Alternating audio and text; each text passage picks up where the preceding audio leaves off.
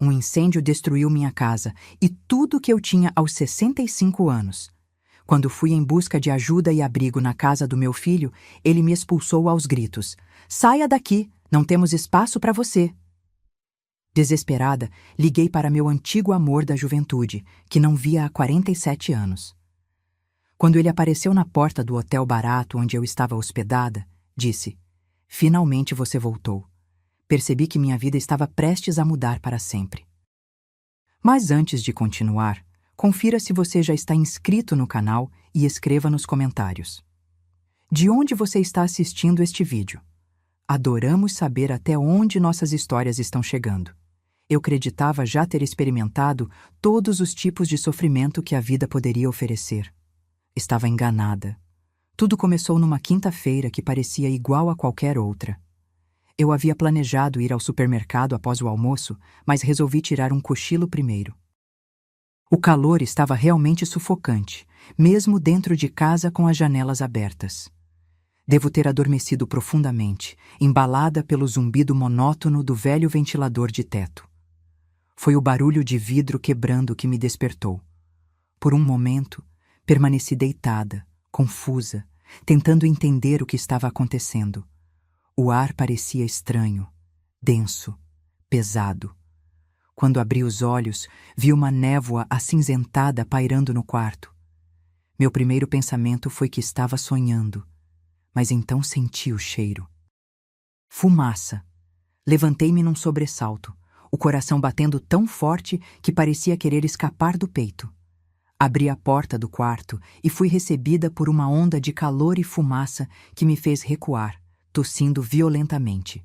O corredor que levava à sala estava tomado por chamas alaranjadas que lambiam o papel de parede antigo que nunca tive coragem de trocar, porque Carlos havia escolhido. O pânico me dominou por alguns segundos. Todo aquele treinamento como enfermeira, todas as situações de emergência que enfrentei no hospital, e agora eu estava paralisada no meu próprio quarto. Foi o pensamento dos álbuns de fotos na estante da sala que me fez reagir. As lembranças tangíveis de toda a minha vida. O casamento com Carlos, o nascimento de Rodrigo, os natais em família, a formatura do meu filho. Cobri o rosto com a fronha do travesseiro e corri para o armário, pegando minha bolsa onde guardava documentos importantes. O calor era insuportável e já podia ouvir o estralar da madeira, o som sinistro da estrutura da casa começando a ceder. Olhei ao redor freneticamente, sabendo que precisava escolher o que salvar. Tantas décadas de vida reduzidas a segundos de decisão impossível. Agarrei o álbum de casamento e as fotos de Rodrigo criança que ficavam na mesinha de cabeceira. Joguei dentro da bolsa o colar de pérolas que Carlos me deu em nosso 10º aniversário de casamento e a aliança dele que eu guardava numa caixinha. Quando tentei abrir a gaveta para pegar mais algumas lembranças, ouvi um estrondo vindo da sala. O teto estava desabando. Corri para a janela do quarto, a única rota de fuga possível. Por sorte, morava num sobrado baixo e a queda não seria tão grande. Joguei a bolsa primeiro e depois me forcei a passar pelo vão estreito, arranhando os braços e rasgando minha roupa no processo. A queda foi dolorosa. Senti uma pontada aguda no tornozelo quando atingi o chão do quintal. Mas estava viva. Mancando, consegui chegar até o portão dos fundos e sair para a rua lateral. Vizinhos já se aglomeravam, alguns com mangueiras tentando inutilmente conter as chamas que agora devoravam o telhado inteiro. Alguém me abraçou. Dona Cecília, minha vizinha de 30 anos, enquanto eu observava impotente minha vida inteira ser consumida pelas chamas. Os bombeiros chegaram em menos de 10 minutos, mas já era tarde demais. Sobrecarga elétrica, explicou depois o tenente. Provavelmente foi o ventilador antigo com a rede sobrecarregada pelo calor.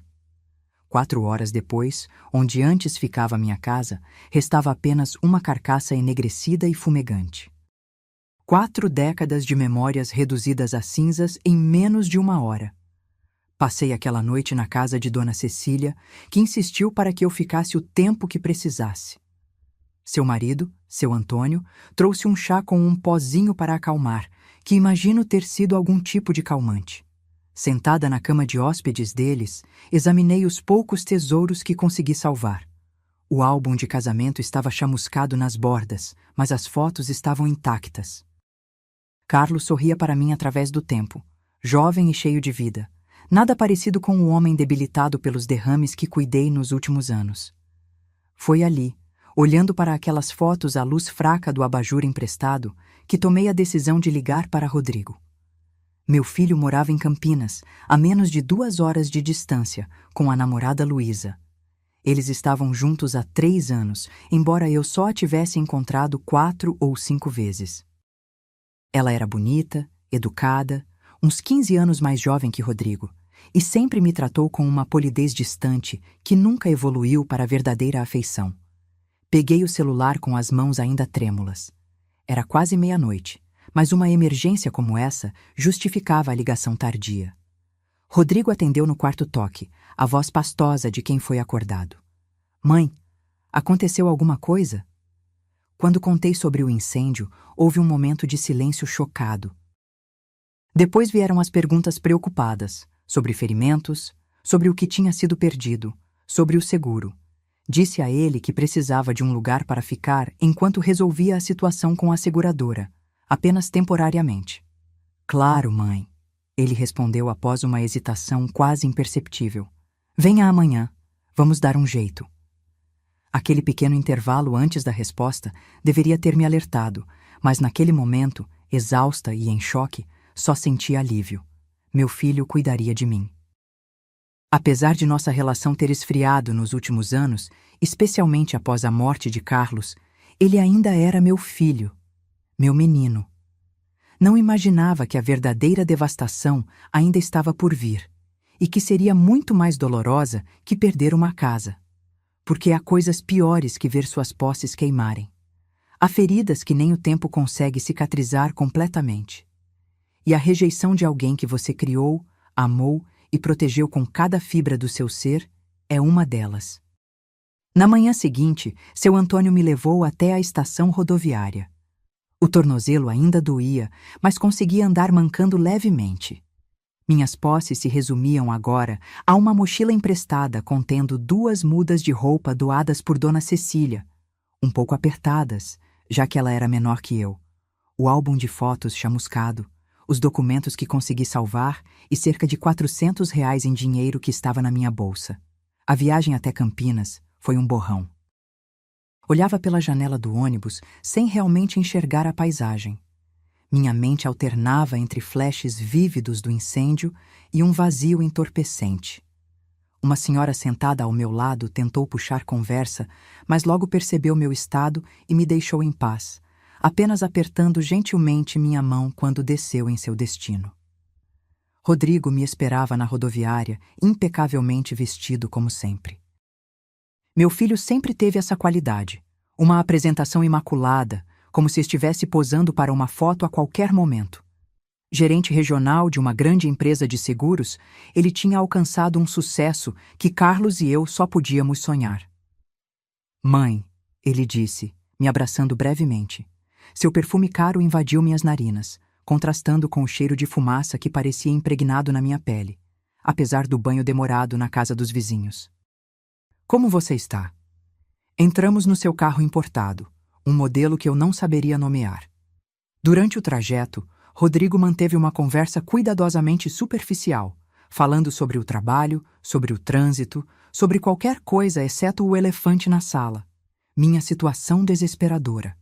A casa dele era exatamente como eu imaginava, moderna, elegante, com aquele ar de residência que saiu de uma revista de decoração. Jardim impecável, porta de entrada imponente, móveis que pareciam nunca ter sido realmente usados. O tipo de casa onde você tem medo de sentar no sofá. Luísa nos recebeu na porta, vestida como se estivesse prestes a sair para um almoço de negócios, não para receber a mãe do namorado que acabara de perder tudo. Helena, que situação terrível! Ela disse, sua voz modulada em um tom de simpatia estudada. Rodrigo me contou sobre o incêndio. Havia algo em seu olhar, Uma avaliação rápida e fria das minhas roupas emprestadas, do meu cabelo mal penteado, que me fez sentir ainda mais deslocada. Eu estava suja, não literalmente, mas marcada pela desgraça, uma mancha na perfeição daquela casa. É apenas temporário, me apressei em dizer, tentando aliviar a tensão evidente. Só até eu resolver as coisas com o seguro. Rodrigo e Luísa trocaram um olhar, uma daquelas comunicações silenciosas entre casais que exclui todos os demais na sala. Já tinha visto Carlos e eu fazermos o mesmo inúmeras vezes, mas estar do outro lado era desconcertante. Vamos conversar, Rodrigo disse, conduzindo-me à sala de estar. Sentei-me na beira do sofá branco, dolorosamente consciente das minhas roupas amassadas da viagem e do meu tornozelo inchado. Luísa notou meu desconforto e seu olhar de reprovação foi quase imperceptível. Quase.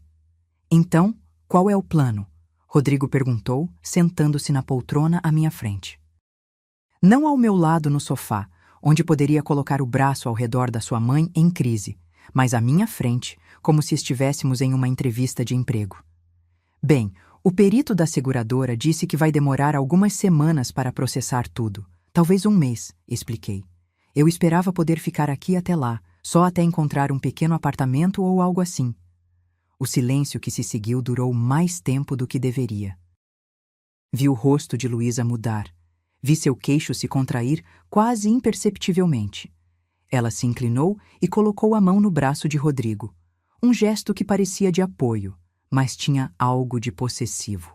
Mãe, Rodrigo começou, e soube pelo seu tom que o que viria a seguir partiria meu coração. A questão é que Luísa e eu temos conversado e realmente valorizamos nossa privacidade aqui. Trabalhamos muitas horas e este é nosso santuário, entende? Pisquei, confusa. Eu não atrapalharia vocês. Ficaria no meu canto, ajudaria na cozinha, na limpeza. Não daria trabalho nenhum. Luísa se inclinou para a frente, sua voz suave, mas firme. Não se trata de trabalho, Helena. É sobre espaço. Esta casa é o nosso primeiro lar juntos e ainda estamos encontrando nosso ritmo como casal. Eu sou a mãe dele, disse, as palavras saindo mais ásperas do que pretendia. Claro que é, Luísa respondeu suavemente. E é exatamente por isso que pensamos que você ficaria mais confortável em outro lugar. Em algum lugar onde possa ter sua independência enquanto se reconstrói. Olhei para Rodrigo, esperando que ele a contradissesse, que lembrasse que eu era a mulher que ficou acordada com ele durante cada febre, que trabalhou em turnos duplos para pagar seus livros da faculdade, que segurou sua mão durante seu divórcio 7 anos atrás. Em vez disso, ele assentiu. Luísa está certa, mãe. Achamos que você ficaria mais feliz com seu próprio espaço. As palavras me atingiram como um golpe físico. Senti meu peito apertar como se alguém estivesse esmagando meus pulmões. Mas feliz, Rodrigo? Eu perdi tudo ontem. Tudo. E você acha que eu ficaria mais feliz sozinha em algum quarto de hotel do que aqui com minha família? Não precisa ser um hotel, Luísa disse rapidamente. Existem alguns flats muito bons perto do shopping. Muito limpos, muito seguros, e tem pequenas cozinhas para que você possa cozinhar para si mesma. Encarei-a, esta mulher que estava na vida do meu filho há 3 anos, me dizendo onde eu deveria morar depois de perder minha casa. E como exatamente devo pagar por este adorável flat? O dinheiro do seguro não virá por semanas. Rodrigo se mexeu desconfortavelmente. Eu poderia ajudar com isso. Alguns milhares para você começar. Alguns milhares? Como se eu fosse alguma parente distante que ele mal conhecia, não a mulher que lhe deu a vida. Rodrigo, disse, minha voz quase um sussurro. Eu troquei suas fraldas. Caminhei com você quando tinha cólica. Ensinei você a andar de bicicleta e ajudei com sua lição de casa. Te abracei quando você chorou porque Juliana Mendes partiu seu coração na 7ª série. O rosto dele se contorceu ligeiramente, mas Luísa apertou seu braço com mais força. Ninguém está questionando sua história, ela disse. Apenas achamos que todos ficariam mais confortáveis com alguns limites. Limites? Eu tinha ouvido essa palavra do terapeuta que Rodrigo consultou após seu divórcio. Tudo era sobre limites. Vocês estão me expulsando, afirmei categoricamente. Não estamos expulsando você, Rodrigo protestou, apenas dizendo que talvez este arranjo não funcionaria para ninguém. De quem foi a ideia? Perguntei, embora já soubesse a resposta. Podia ver pela maneira como Luísa se recostou ligeiramente, satisfeita, como se tivesse vencido algo. Discutimos juntos, Rodrigo disse, mas não me olhava nos olhos.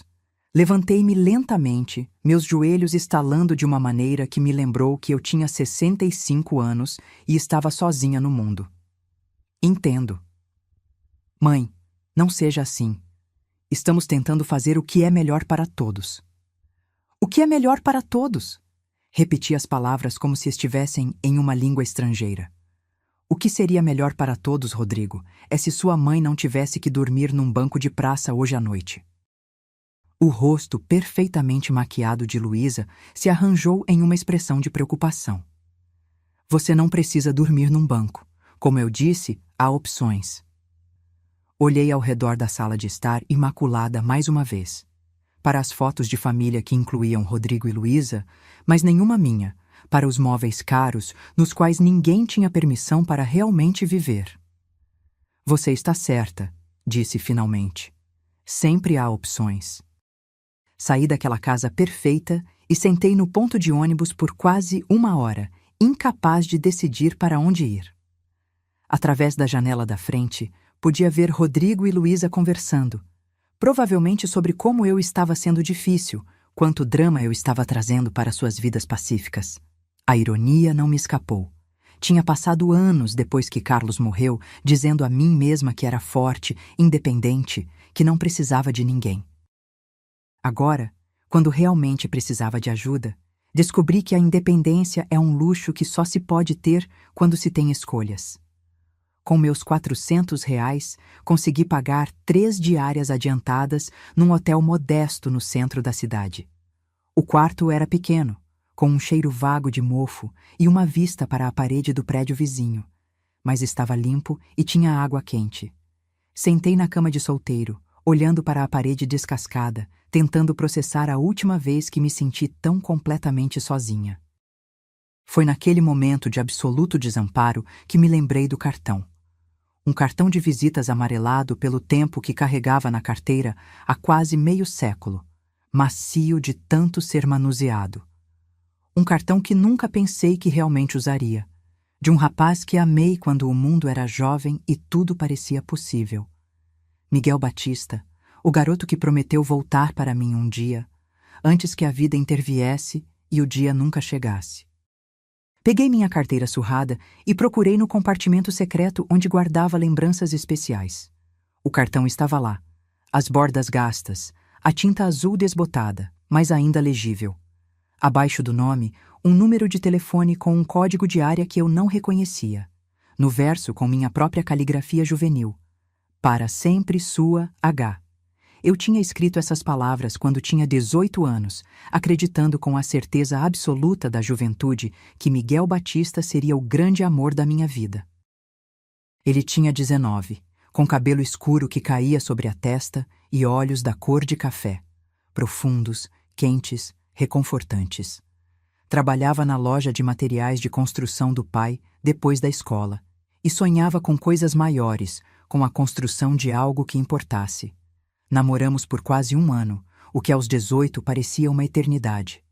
Ele costumava me levar ao mirante da cidade, onde sentávamos no capô do seu Fusca, 1972, e conversávamos sobre nossos planos. Vou ter minha própria empresa de construção, ele dizia.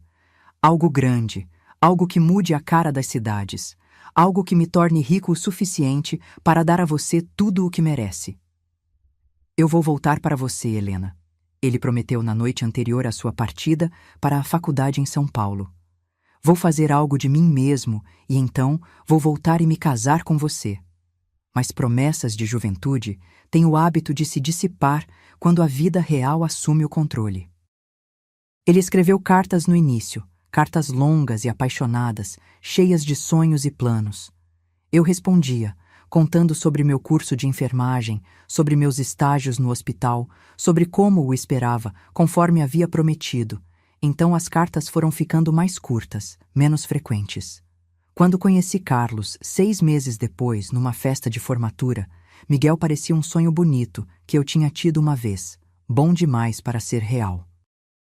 Carlos era estável, confiável, já com 26 anos e um emprego seguro no Banco Estadual. Ele não me prometeu o mundo, mas me prometeu uma casa, uma família, segurança. Quando me pediu em casamento após 5 meses de namoro, disse sim. Coloquei o cartão de visitas de Miguel no bolso do meu vestido de noiva, um talismã secreto que não conseguia me forçar a jogar fora. Agora, 47 anos depois, sentada em um quarto de hotel barato em Campinas, me perguntava o que tinha acontecido com aquele garoto sonhador com os olhos cor de café. Eu o acompanhara esporadicamente ao longo dos anos, como se faz com primeiros amores. Através de amigos em comum, ouvi que ele tinha cumprido suas promessas, começado uma empresa de construção que se tornou algo grande. A última vez que ouvi falar dele, talvez há 10 anos, foi que a empresa dele tinha se expandido para além de São Paulo, com projetos em vários estados. Batista Engenharia, construindo shopping centers, condomínios residenciais, edifícios comerciais. O garoto da loja de materiais de construção tinha se tornado o tipo de homem que usava ternos caros e tomava decisões que afetavam centenas de pessoas. O que aquele homem iria querer com uma viúva de 65 anos, hospedada num hotel barato, após perder tudo num incêndio? A parte racional do meu cérebro dizia que era ridículo, patético até. Não se liga para alguém depois de 47 anos porque sua vida desmoronou. Não se procura o namorado adolescente quando se é velha, desesperada e sem ter para onde ir.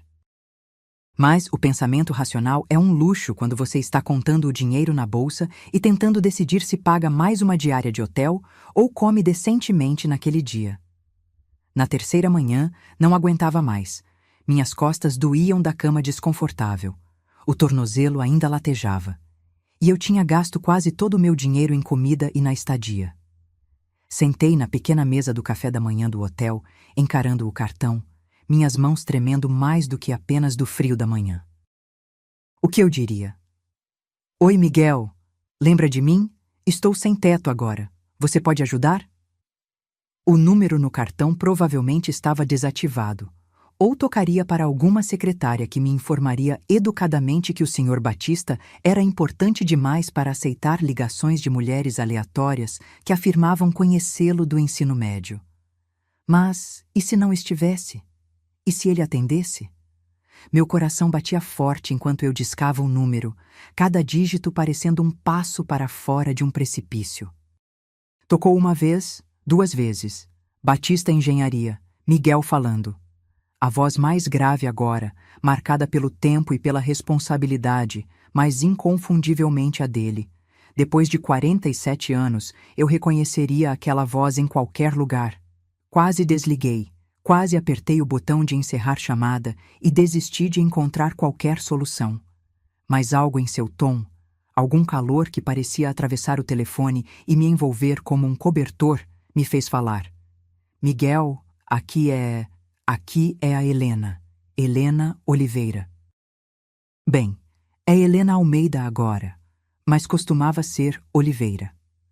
Silêncio longo o suficiente para que eu pensasse que talvez a chamada tivesse caído, ou talvez ele tivesse desligado, ou talvez ele não tivesse ideia de quem eu era.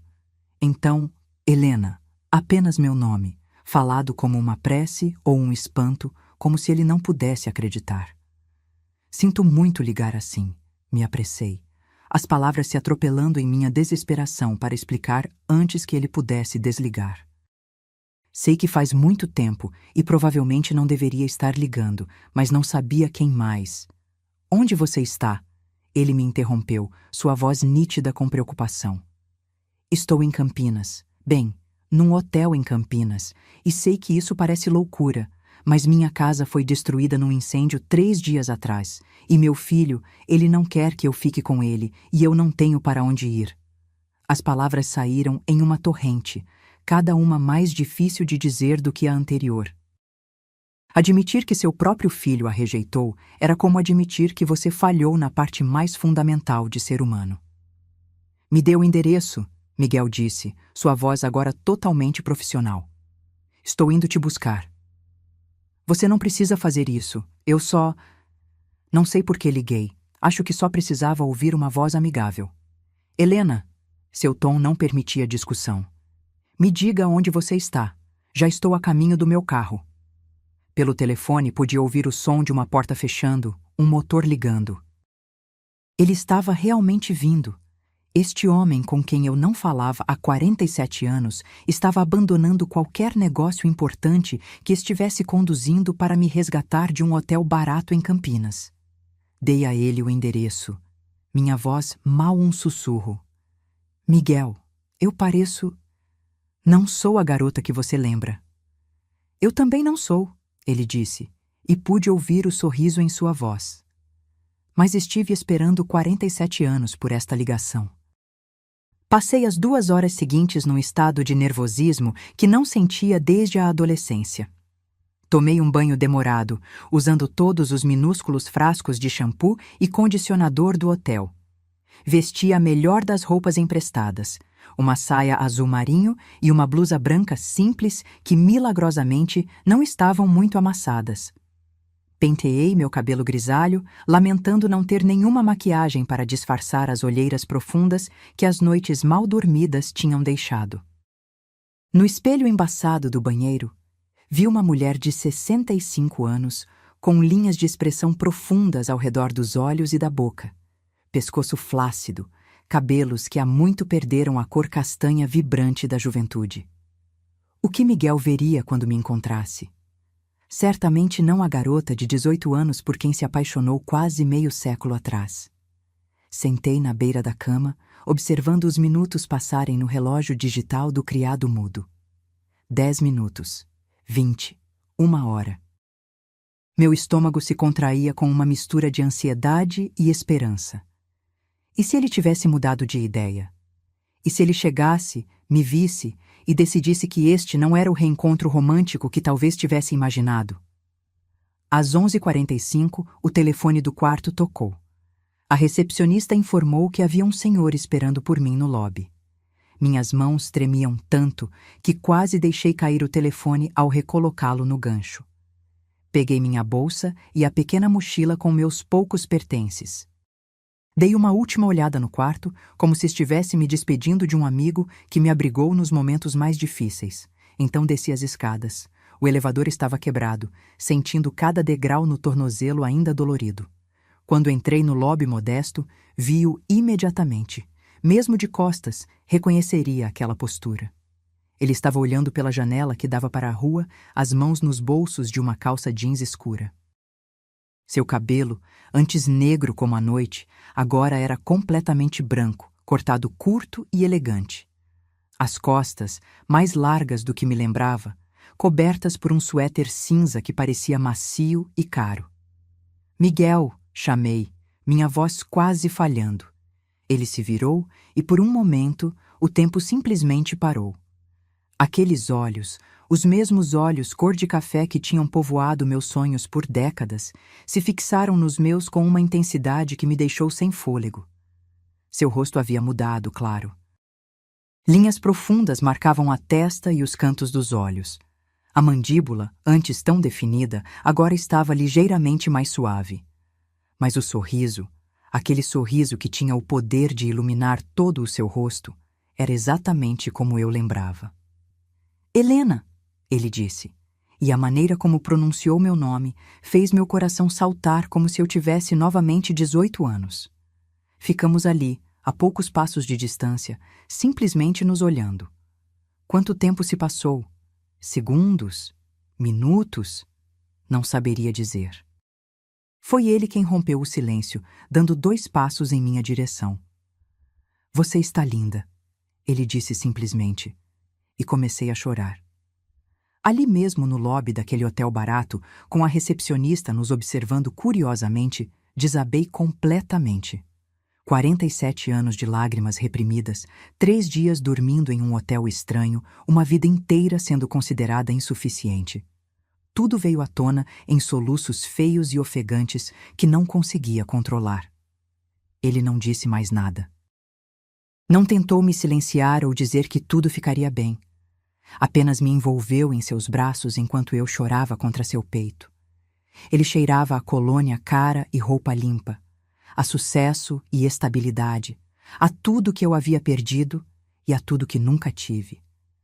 Seu suéter era macio contra minha bochecha e seus braços eram fortes ao redor dos meus ombros trêmulos. Sinto muito, ofeguei contra seu peito. Sinto muito, Miguel. Não deveria ter ligado. Não deveria ter te arrastado para essa confusão. Shh, ele murmurou, sua mão acariciando minhas costas. Você deveria ter ligado anos atrás. Quando as lágrimas finalmente cessaram, me afastei para olhá-lo, envergonhada pela mancha úmida que deixei em seu suéter caro. Devo estar parecendo um desastre. Ele estendeu a mão e enxugou uma lágrima da minha bochecha, seu toque suave como uma brisa. Você parece alguém que passou pelo inferno e sobreviveu. Isso não é desastre, Helena. Isso é força. Ri, mas saiu trêmulo e amargo. Força? Tenho 65 anos, hospedada num hotel barato porque meu próprio filho não me quer. Isso não é força, é patético. Seu queixo se contraiu e por um momento vi um lampejo da raiva que ele estava tentando esconder. Seu filho é um idiota. Você não o conhece. Não preciso conhecê-lo. Conheço você. Ele fez uma pausa, suas mãos ainda descansando suavemente em meus ombros. Ou pelo menos conhecia. E a Helena Oliveira que eu conhecia nunca rejeitaria alguém necessitado, especialmente não da família. A maneira como ele disse meu nome de solteira, como se fosse algo precioso que tinha guardado por todos esses anos, fez meu peito doer de saudade da garota que eu costumava ser. Isso foi há muito tempo, disse. Não sou mais aquela garota. Talvez não, ele concordou. Mas eu gostaria de conhecer a mulher que ela se tornou. Ele pegou minha pequena mochila, insistindo em carregar aquele peso insignificante como se fosse uma responsabilidade importante. Enquanto saíamos do hotel, perguntei onde estávamos indo. Para casa, ele disse simplesmente. O carro dele era um Mercedes preto, discreto, mas obviamente caro. O tipo de carro que fala de sucesso sem precisar gritar. Abriu a porta para mim, um gesto de cavalheirismo que parecia pertencer a outra era. Quando se sentou ao volante, olhou para mim por um longo momento. Ainda não consigo acreditar que você ligou. Ainda não consigo acreditar que você está aqui. Eu também não, confessei. Parece um sonho, ou um pesadelo, dependendo de como se olha. A viagem levou quase 2 horas. Miguel morava em Jundiaí, explicou ele, numa casa afastada nos arredores da cidade. Durante o trajeto, conversamos sobre coisas superficiais. O tempo, as mudanças nas cidades ao longo dos anos, pequenas memórias compartilhadas da nossa juventude em Ribeirão Preto. Evitamos cuidadosamente os assuntos mais profundos. O incêndio, meu filho, os 47 anos que passamos separados. Havia tempo para isso depois. Quando finalmente chegamos à sua propriedade, fiquei sem palavras. Um portão de ferro forjado se abriu para revelar uma estrada particular que serpenteava por jardins paisagísticos até uma casa que parecia saída de um filme. Não era ostentosa ou chamativa. Era elegante da maneira que o dinheiro verdadeiro é elegante. Discreta, confiante, construída para durar. Pedra e madeira com janelas altas que captavam a luz da tarde e uma varanda que convidava a sentar e ficar um tempo. Miguel, sussurrei, olhando para este monumento a tudo que ele havia realizado. Isso é incrível. Ele estacionou o carro, mas não saiu imediatamente. Em vez disso, ficou sentado olhando para a casa como se a estivesse vendo através dos meus olhos. É grande demais, ele disse calmamente. Sempre foi. Construí pensando que a preencheria um dia, mas deu de ombros. Um gesto tão familiar que fez meu coração doer. Alguns sonhos não se realizam como planejamos. Você nunca se casou? A pergunta escapou antes que pudesse contê-la. Ele se virou para me olhar, sua expressão indecifrável. Cheguei perto algumas vezes, mas sempre faltava algo. Você. Ele disse simplesmente, como se fosse a coisa mais óbvia do mundo. A palavra pairou entre nós no carro silencioso, carregada com 47 anos de "e se", e poderia ter sido. Quis perguntar o que ele queria dizer. Quis entender como eu poderia ter faltado em uma vida da qual nunca fiz parte. Mas antes que pudesse encontrar as palavras, ele estava saindo do carro, dando a volta para abrir minha porta. A casa era ainda mais impressionante por dentro. Pisos de madeira que brilhavam como mel, tetos altos e abobadados, móveis que pareciam pertencer a revistas de arquitetura, mas não parecia fria ou museu. Havia livros por toda parte, poltronas confortáveis posicionadas perto de janelas, fotografias espalhadas em mesas laterais. Parecia um lar onde alguém realmente vivia, não apenas uma vitrine para o sucesso. "Você está com fome?" Miguel perguntou, me levando para uma cozinha que era maior que minha sala de estar inteira. "Estava prestes a fazer o almoço quando você ligou. Percebi que estava faminta. O café da manhã do hotel parecia ter sido há uma semana e meu estômago doía de vazio e nervosismo. Não quero dar trabalho", comecei, mas ele me interrompeu com um olhar. "Helena, pare. Você não é trabalho. Você é..." Ele fez uma pausa, procurando palavras. "Você é a resposta para uma pergunta que venho fazendo há 47 anos."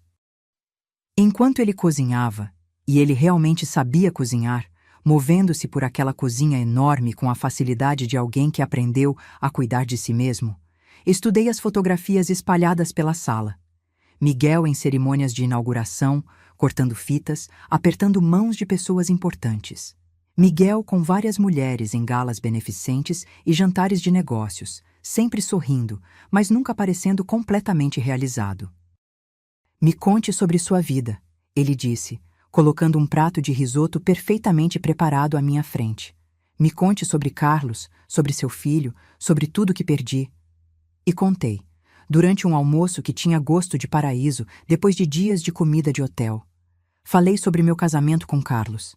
Carlos, estável e confortável, que me deu segurança e companheirismo, se não paixão. Sobre Rodrigo, o bebê que desejei tão desesperadamente e amei tão ferozmente, que cresceu para ser um estranho que valorizava o conforto da namorada acima das necessidades da mãe. Contei sobre os anos de ser uma boa esposa, uma boa mãe, uma boa viúva, sobre o incêndio que levou tudo que eu possuía e o filho que levou tudo que me restava. Miguel ouviu sem interromper, seus olhos cor de café nunca deixando meu rosto. Quando terminei, ele ficou em silêncio por um longo momento. "Sinto muito", disse finalmente. "Sinto muito por Carlos, por sua casa, por seu filho, mas não sinto muito por você ter me ligado." "Por quê?" A pergunta saiu menor do que pretendia. Ele estendeu a mão na mesa e pegou a minha na dele. Ainda forte, ainda gentil, ainda capaz de fazer meu coração acelerar depois de todos esses anos. "Porque nunca deixei de te amar", disse calmamente. "Porque cada negócio que fiz, cada sucesso que alcancei, cada real que ganhei, era tudo para que eu pudesse ser digno de você quando você voltasse para mim. Helena, sei que isso soa como loucura. Sei que 47 anos é muito tempo e somos pessoas diferentes agora. Mas quando ouvi sua voz naquele telefone hoje, foi como se a peça que faltava da minha vida finalmente se encaixasse no lugar. Olhei para nossas mãos unidas, a dele bronzeada e bem cuidada, a minha marcada pelo trabalho e mostrando cada dia dos meus 65 anos. Não sou a garota que você lembra." "Não", ele concordou. "Você é melhor. Você é real. Você viveu e amou, e perdeu e sobreviveu. Aquela garota de 18 anos era bonita, mas era apenas potencial. Você é a mulher que esse potencial se tornou." As palavras se acomodaram ao redor do meu coração como um cobertor quente, curando feridas que nem sabia que ainda carregava. Pela primeira vez em mais tempo do que podia lembrar, me senti vista, não como a mãe de alguém, ou a esposa de alguém, ou o fardo de alguém, mas como eu mesma. O que acontece agora? Perguntei. Miguel sorriu. Aquele mesmo sorriso devastador que me fez me apaixonar por ele quando o mundo era jovem. Agora descobrimos como será o resto de nossas vidas. Juntos, se você me quiser. Os dias seguintes passaram num borrão. Miguel me instalou no quarto de hóspedes mais bonito que já vi. Uma suíte espaçosa com uma cama king size, um banheiro de mármore com banheira de hidromassagem e uma varanda privativa com vista para os jardins. Insistiu que ficasse o tempo que quisesse, sem pressão, sem expectativas. Minha casa é sua casa, ele disse. Sempre foi, de certa forma. A princípio, andei na ponta dos pés pela casa, com medo de tocar qualquer coisa ou deixar muita evidência da minha presença. Mas Miguel foi paciente da maneira que homens de sucesso aprendem a ser. E gradualmente comecei a relaxar. Ele tinha uma governanta, Teresa, que vinha 3 vezes por semana. Mas nos outros dias me pegava cozinhando para ele. Começou pequeno, fazendo café pela manhã, preparando almoço simples. Mas Miguel apreciava tudo com o entusiasmo de alguém que tinha comido refeições de restaurantes caros por décadas. Isso é incrível, ele disse uma noite, saboreando o estrogonofe que eu tinha feito usando a receita da minha mãe. Não comia uma refeição caseira como esta há anos. Não é nada sofisticado, protestei, mas por dentro eu brilhava. Quando foi a última vez que alguém tinha apreciado minha culinária? Rodrigo costumava reclamar que eu fazia os mesmos 5 pratos repetidamente. Luísa uma vez sugeriu que eu experimentasse sabores mais contemporâneos para os jantares de família. Miguel balançou a cabeça. É perfeito. Você é perfeita. Essa palavra, perfeita, deveria ter me deixado desconfortável. Eu tinha 65 anos com raízes grisalhas aparecendo e linhas de expressão que tinham se transformado em vincos permanentes. Minhas mãos estavam manchadas pela idade, meu corpo macio em lugares que costumavam ser firmes. Eu era tudo menos perfeita. Mas quando Miguel olhava para mim, eu me via refletida em seus olhos como alguém bonita, alguém digna de amor e atenção e cuidados gentis. Caímos em rotinas que pareciam tão naturais quanto respirar. Café da manhã juntos na varanda dos fundos, onde Miguel lia relatórios de negócios e eu observava os pássaros em seus elaborados comedouros. Caminhadas à tarde ao redor da propriedade, onde ele me mostrava os jardins que ele mesmo tinha projetado e a estufa onde cultivava orquídeas como hobby. As noites eram para conversar. Tínhamos 47 anos para recuperar o atraso, e fazíamos isso lentamente, cuidadosamente, como arqueólogos examinando artefatos preciosos. Contei a ele sobre os anos difíceis depois que Carlos morreu, quando trabalhei em um hospital particular para sobreviver. Sobre a solidão da viuvez, a maneira como as pessoas te tratam como metade de uma pessoa quando seu marido se vai. Ele me contou sobre seus negócios, como havia crescido de uma pequena empresa de construção para um império de desenvolvimento com projetos em 5 estados, sobre as mulheres com quem namorou ao longo dos anos, mulheres inteligentes e realizadas que pareciam perfeitas ao seu lado em galas beneficentes, mas que nunca o faziam se sentir completo. Houve uma mulher. Ele disse uma noite enquanto estávamos sentados perto de sua lareira, a chuva batendo contra as janelas. Vanessa, ela era arquiteta, brilhante, linda. Todos diziam que éramos perfeitos um para o outro. Senti uma pontada de ciúme que me surpreendeu com sua intensidade. O que aconteceu? Eu a pedi em casamento, ele disse calmamente, na véspera de Ano Novo, 5 anos atrás. Grande produção, restaurante com vista para a cidade, anel de diamante, tudo o que ela tinha dito que queria, e ela disse sim. Planejamos o casamento para o próximo Ano Novo. Mas à medida que a data se aproximava, eu continuava tendo essa sensação de que algo estava errado. Não com ela. Ela era tudo o que qualquer um poderia querer em uma esposa, mas comigo. Ele fez uma pausa, olhando para o fogo. Na noite anterior ao casamento, eu cancelei. Miguel, não. O que você disse a ela? A verdade. Ele olhou para mim então, seus olhos cor de café sérios. Que eu ainda estava apaixonado por uma garota que conheci 47 anos atrás, e não seria justo me casar com ela enquanto meu coração pertencia a outra pessoa. As palavras me atingiram como um golpe físico. Você cancelou seu casamento por minha causa? Por causa da memória de mim, por causa da possibilidade de que um dia, de alguma forma, eu pudesse precisar de você e você estaria aqui esperando? Eu o encarei, este homem bem-sucedido e bonito que poderia ter tido qualquer pessoa, e tentei processar o que ele estava me dizendo. Isso é loucura, disse. É? Ele se inclinou para a frente, pegando minhas mãos nas suas. É mais louco do que você manter meu cartão de visita na sua carteira por 47 anos? Ele estava certo. Claro, éramos ambos loucos, ambos vivendo com fantasmas do que poderia ter sido. Mas de alguma forma, contra todas as probabilidades, nossa marca particular de insanidade nos trouxe de volta juntos. 3 semanas após minha chegada, Rodrigo ligou. Eu estava na cozinha de Miguel preparando o jantar e cantarolando para mim mesma. Na verdade, cantarolando, algo que não fazia há anos, quando meu telefone tocou. O nome de Rodrigo na tela fez meu estômago se contrair com a ansiedade familiar. Oi, filho, disse, tentando manter minha voz neutra. Mãe. Seu tom era estranho, cuidadosamente controlado. Tenho tentado te ligar. Seu telefone fica indo para a caixa postal. Isso era verdade. Eu estava filtrando minhas chamadas, não pronta para lidar com qualquer culpa ou obrigação que Rodrigo pudesse tentar me impor. Tenho estado ocupada. Ocupada fazendo o quê? O hotel disse que você saiu há semanas. Onde você está morando? Olhei ao redor da bela cozinha de Miguel, para as flores frescas que ele tinha trazido para casa naquela manhã, para as taças de vinho caras no balcão. Estou ficando com um amigo. Que amigo? Mãe, você não tem amigos com dinheiro. A suposição dele me ofendeu, em parte porque tinha sido verdade por tanto tempo depois que Carlos morreu.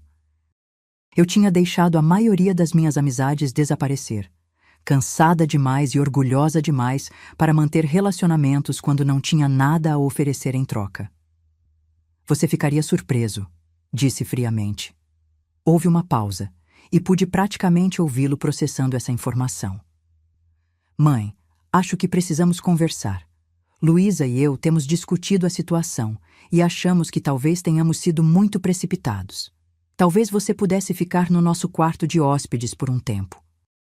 Apenas até você se restabelecer. A oferta que teria significado tudo para mim há um mês agora parecia vazia, insultante até. O que fez você mudar de ideia? Outra pausa. Percebemos que poderíamos ter estado muito focados em nossas próprias necessidades. A família deve se unir. O que ele queria dizer, percebi, era que provavelmente tinha ouvido através da rede de fofocas do bairro que sua mãe não estava mais hospedada num hotel barato. Alguém deve ter mencionado vê-la com um homem bem vestido em um carro caro. Rodrigo estava curioso, e a curiosidade o tinha tornado generoso. Isso é muito gentil da sua parte, disse, mas estou perfeitamente feliz onde estou. Mãe, você não pode simplesmente se mudar com algum estranho. Não é seguro. O que você sabe sobre essa pessoa? Sei que ele nunca me fez sentir como um fardo, disse calmamente. Sei que ele valoriza minha companhia e aprecia minha culinária e me diz que sou linda todos os dias. O silêncio que se seguiu foi tão longo que pensei que ele poderia ter desligado. Isso é algum tipo de relacionamento? Rodrigo finalmente perguntou, sua voz tensa com algo que não conseguia identificar. Desaprovação? Vergonha? Não acho que isso seja da sua conta, disse, surpreendendo a mim mesma com minha franqueza. Claro que é da minha conta. Você é minha mãe. Estou preocupado que você esteja sendo aproveitada. Como você me aproveitou? As palavras saíram antes que pudesse contê-las, afiadas e amargas. Mãe, isso não é justo. Não é? Você me rejeitou quando eu mais precisei de ajuda. Você escolheu o conforto da sua namorada em vez da segurança da sua mãe. E agora que você acha que eu posso ter encontrado a felicidade em outro lugar, de repente está preocupado com meu bem-estar. Eu podia ouvir a voz de Luísa ao fundo, mas não conseguia distinguir as palavras. Olha, Rodrigo disse, seu tom mudando para a voz razoável e paciente que ele usava quando achava que eu estava sendo difícil. Por que você não traz seu amigo para jantar no domingo? Gostaríamos de conhecê-lo. Não, Rodrigo. Você não tem o direito de aprovar ou desaprovar minhas escolhas. Você perdeu esse direito quando me expulsou. Nós não expulsamos você. Nós apenas pensamos. Vocês pensaram em vocês mesmos, assim como estão fazendo agora. Respirei fundo, me sentindo mais forte do que em anos. Estou feliz, Rodrigo. Verdadeiramente feliz pela primeira vez em mais tempo do que posso lembrar. Se você quer fazer parte da minha vida, é bem-vindo a tentar, mas não tem mais o direito de ditar os termos. Desliguei antes que ele pudesse responder. Minhas mãos tremendo ligeiramente com a adrenalina de finalmente dizer o que deveria ter dito semanas atrás. Miguel me encontrou alguns minutos depois, parada na janela da cozinha e olhando para seus jardins sem realmente vê-los. Está tudo bem? Ele perguntou, me envolvendo em seus braços por trás. Me recostei contra seu peito, deixando seu calor afastar o frio de lidar com Rodrigo. Meu filho ligou. Ele quer te conhecer. Bom, Miguel disse, pressionando um beijo no topo da minha cabeça. Eu estava ansioso para conhecê-lo. Me virei em seus braços, estudando seu rosto. Você não está preocupado com o que ele vai pensar, o que ele vai dizer? Miguel sorriu, aquele sorriso confiante que me fez me apaixonar por ele pela primeira vez. Helena, estive esperando 47 anos para você voltar para casa para mim. Não vou deixar ninguém, nem mesmo seu filho, fazer você duvidar que pertence aqui. Enquanto estava em seus braços, naquela bela cozinha, percebi que ele estava certo. Eu pertencia ali. Não por causa do seu dinheiro ou da sua bela casa ou do seu sucesso, mas por causa da maneira como ele olhava para mim como se eu fosse a resposta para cada oração que ele já tinha sussurrado. Pela primeira vez desde o incêndio, senti que estava exatamente onde deveria estar. Nas semanas seguintes, Rodrigo começou a ligar regularmente, algo que não fazia há anos. Ele perguntava sobre minha saúde, minha felicidade, como eu estava me adaptando à vida com Miguel. Mas de alguma forma, cada conversa acabava voltando para os negócios de Miguel, os investimentos de Miguel, os planos de Miguel para o futuro. A pior parte era assistir à tentativa dele de encantar Miguel durante nossos jantares ocasionais juntos. Rodrigo tinha herdado o talento natural para vendas do pai, e o usava como uma arma, contando a Miguel histórias projetadas para mostrar que tipo de filho devotado ele era, o quanto sempre tinha apreciado tudo que eu tinha feito por ele. Eram mentiras, é claro. Uma história revisada para se posicionar como o filho amoroso que merecia se beneficiar da boa fortuna da mãe. Miguel via através disso imediatamente, mas era educado demais para dizer algo diretamente. Em vez disso, ele apertava minha mão debaixo da mesa durante as atuações de Rodrigo. Um lembrete silencioso de que ele entendia exatamente o que estava acontecendo. Luísa, enquanto isso, aparentemente decidiu que se não podia me vencer, se juntaria a mim. Ela começou a enviar pequenos presentes, velas caras, chocolates gourmet, um lenço de seda que provavelmente custou mais do que eu costumava gastar em roupas em um ano. Cada presente vinha com um cartão expressando o quão feliz ela estava por eu ter encontrado o amor novamente, como esperava que pudéssemos recomeçar. Ela está tentando comprar o caminho de volta para suas boas graças. Miguel observou uma noite, enquanto eu desembrulhava mais uma oferta de paz. Eu sei, disse, colocando de lado a manta de cachemir que ela tinha enviado. A questão é, o que ela acha que está comprando? Descobrimos 3 meses depois. Rodrigo ligou uma noite enquanto Miguel estava em uma reunião de negócios, sua voz tensa, com preocupação forçada. Mãe, preciso te perguntar algo, e espero que você não se ofenda. Meu estômago se contraiu. O que é? Você e Miguel discutiram o que acontece com os bens dele quando, bem, no futuro? Lá estava. A pergunta que ele estava construindo por meses. Rodrigo, isso é uma coisa incrivelmente inapropriada de se perguntar. Só estou preocupado com você. Você tem mais idade agora, e se algo acontecesse com Miguel, quero ter certeza de que você está protegida, que não seja aproveitada pelos sócios dele ou parentes distantes ou quem quer que seja. A audácia disso me tirou o fôlego. O mesmo filho que me rejeitou quando eu estava desabrigada, agora estava preocupado com minha segurança financeira.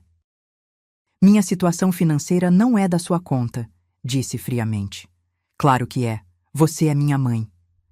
Quando precisei de ajuda, você me rejeitou. Lembre-se, você e Luísa decidiram que eu daria muito trabalho, seria muito perturbadora para sua vidinha perfeita. Mãe, já conversamos sobre isso? Cometemos um erro? Sim, vocês cometeram, e agora estão cometendo outro. Desliguei antes que ele pudesse responder, minhas mãos tremendo de raiva. Mas sob a raiva havia mágoa. A dor profunda e persistente de perceber que mesmo agora, mesmo depois de tudo, meu filho me via como uma oportunidade em vez de uma pessoa. Miguel me encontrou chorando no nosso quarto quando chegou em casa da sua reunião. O que aconteceu? Ele perguntou, imediatamente vindo para me envolver em seus braços. Contei a ele sobre a ligação de Rodrigo, sobre os meses de manipulação transparente, sobre minha crescente certeza de que meu filho nunca me veria como nada mais do que uma potencial herança. Miguel ouviu sem interromper, seu queixo ficando mais tenso a cada detalhe. Sinto muito, ele disse quando terminei. Sinto muito que seu filho seja egoísta demais para ver que tipo de mulher incrível a mãe dele é. Continuo pensando que falhei com ele de alguma forma. Que se eu tivesse sido uma mãe melhor, ele seria um homem melhor. Miguel segurou meu rosto em suas mãos, seus olhos cor de café sérios. Helena, você o criou da melhor maneira que sabia. Ele fez suas próprias escolhas como adulto, e essas escolhas refletem nele, não em você.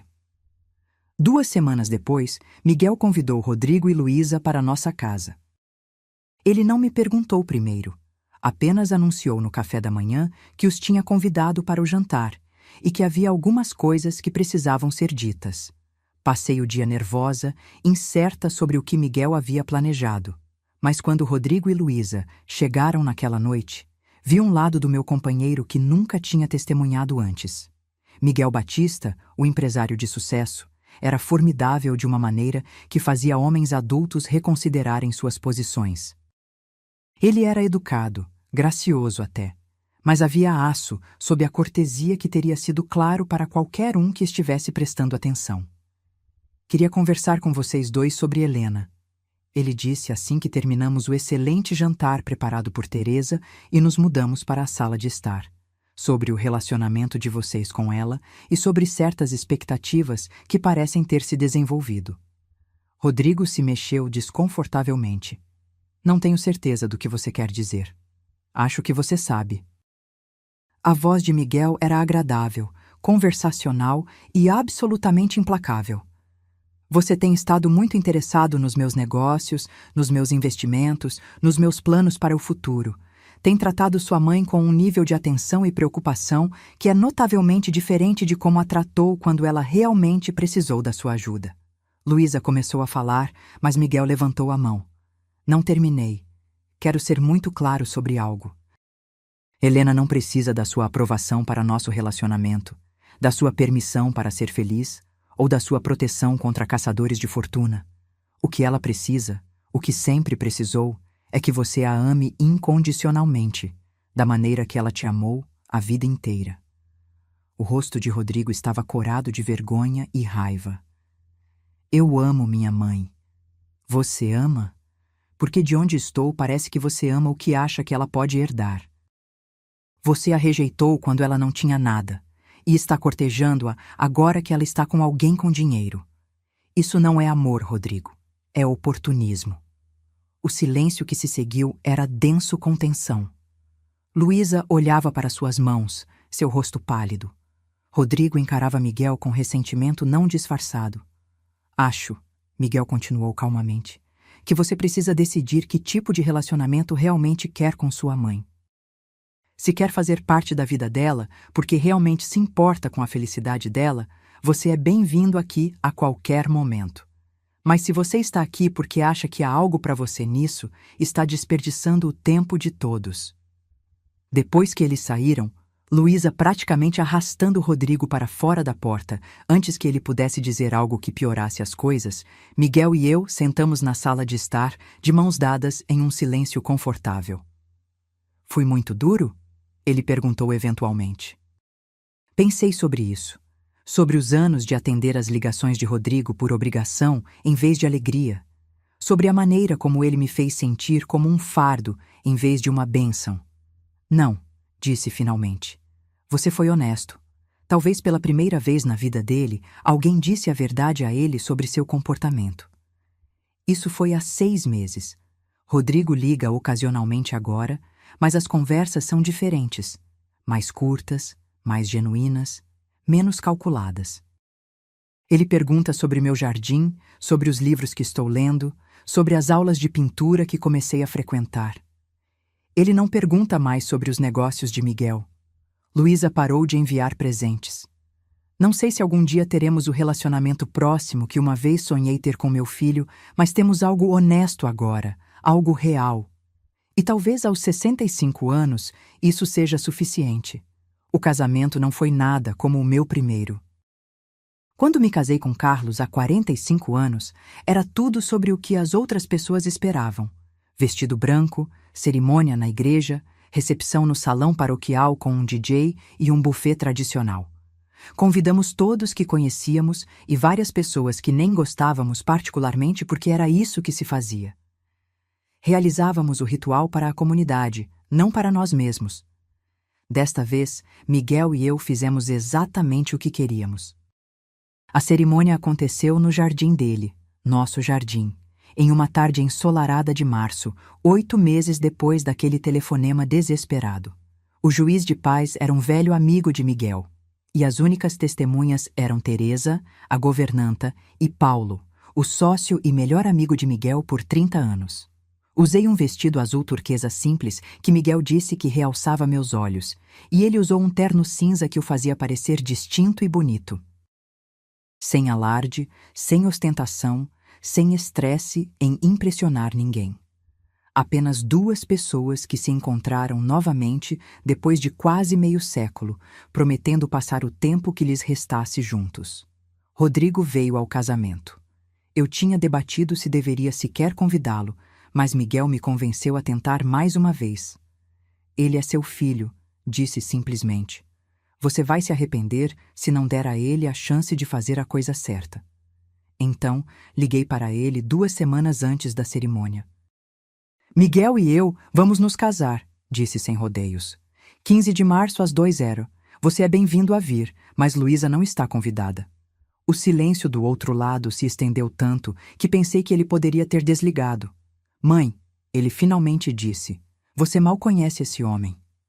Conheço-o há mais tempo do que conheci seu pai quando me casei com ele. Isso foi diferente. Você era jovem então. Sim, eu era. E fiz escolhas baseadas no que achava que deveria fazer, não no que queria fazer. Não estou cometendo esse erro novamente. Outra pausa. E Luísa, ela é parte da minha vida. Posso aceitá-la, interrompi. Mas não serei manipulada por ela. Ela deixou claro que eu não era bem-vinda na sua casa quando precisei de ajuda. Agora ela não é bem-vinda no meu casamento. Ações têm consequências, Rodrigo. Ele apareceu sozinho, parecendo desconfortável em um terno que provavelmente custou mais do que meu orçamento mensal de compras costumava ser. Ele apertou as mãos de Miguel educadamente, fez uma pequena conversa apropriada e até conseguiu sorrir quando o juiz de paz nos declarou marido e mulher. Mas eu podia ver que algo havia mudado nele. Talvez a conversa franca de Miguel tivesse finalmente atravessado a fachada que ele havia construído. Depois da cerimônia, enquanto Miguel conversava com Paulo sobre algum projeto de negócios, Rodrigo me levou para um canto quieto do jardim. Mãe, ele começou, parecendo desconfortável, mas determinado. Sinto muito, pelo que aconteceu depois do incêndio, por não ter estado lá quando você precisou. Olhei para este homem, meu filho, mas de muitas maneiras um estranho, e tentei ver o menino que uma vez segurou minha mão com tanta confiança. Por que, Rodrigo? Por que você me rejeitou quando eu mais precisei de você? Ele olhou para seus sapatos polidos, então para o céu, para qualquer lugar menos para mim. Eu tinha medo, ele finalmente admitiu. Medo de que se você se mudasse, nunca mais sairia. Medo de que Luísa me deixasse. Medo de perder a vida perfeita que construí. E agora? Agora percebo que perdi algo muito mais importante. Ele finalmente olhou para mim, seus olhos, tão parecidos com os de Carlos, brilhando com lágrimas não derramadas. Perdi você. Perdi o direito de chamar a mulher mais forte que já conheci de mãe. Não disse que estava tudo bem, porque não estava. Não disse que o perdoava completamente, porque esse tipo de cura leva tempo. Mas estendi a mão e toquei seu rosto, o mesmo gesto que fazia quando ele era criança e precisava de conforto. É um começo, disse suavemente. Podemos trabalhar a partir daí. Esta manhã, acordei nos braços de Miguel, nos braços do meu marido, no quarto que se tornou nosso, na casa que se tornou nosso lar. A luz do sol entrava pelas janelas que têm vista para os jardins que cuidamos juntos, e eu podia sentir o cheiro do café que Miguel prepara todas as manhãs antes que eu acorde. Aos 66 anos, estou mais feliz do que jamais estive. Não por causa do dinheiro de Miguel, ou da sua bela casa, ou do seu sucesso, mas porque alguém me vê, realmente me vê, e escolhe amar o que vê. O incêndio levou minha vida antiga, a destruiu e espalhou as cinzas. Mas às vezes, penso enquanto observo Miguel lendo seu jornal matinal do outro lado da mesa do café da manhã, a destruição é apenas outra palavra para a renovação. Às vezes você tem que perder tudo o que pensou que queria para encontrar tudo o que realmente precisava. E às vezes, se tiver muita sorte, o primeiro amor tem uma segunda chance de se tornar o amor para sempre. O cartão de visitas que carreguei por 47 anos está emoldurado agora, sentado na mesa de Miguel no seu escritório. Um lembrete de que algumas promessas valem a pena ser mantidas, mesmo quando leva quase meio século para cumpri-las, especialmente então. A vida nos surpreende de maneiras que nunca poderíamos imaginar. Se alguém tivesse me dito, naquela tarde terrível, quando vi minha casa em chamas, que aquele seria o começo da fase mais feliz da minha vida, eu teria rido com amargura.